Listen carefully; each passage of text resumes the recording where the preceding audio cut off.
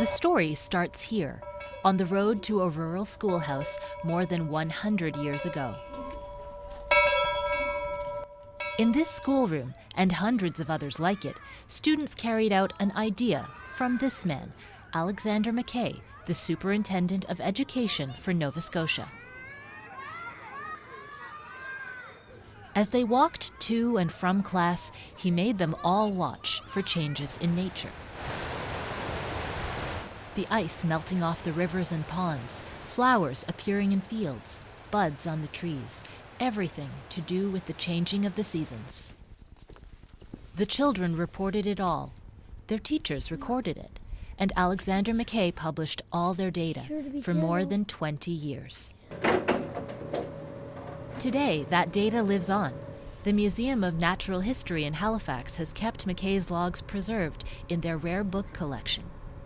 Opening them is like peering into the lives of people and creatures who are now long gone. Back that year, in the beginning of April, in Antigonish, they were plowing.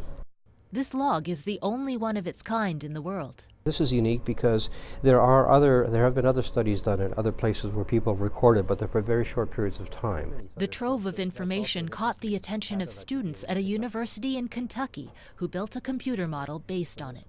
They examined the date blossoms appeared on 5 types of plants, comparing data from today to 100 years ago.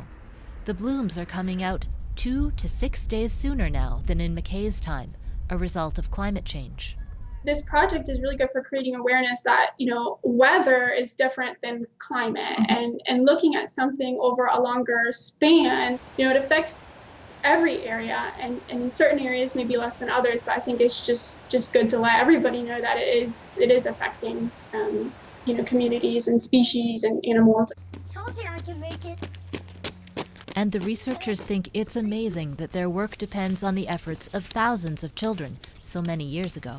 I think it just shows that, you don't have to be a scientist to be aware of these things and to, possibly make a difference. That I think I would venture to say that these students who went out to take this data, every single year probably didn't really think about the repercussions of what they were doing.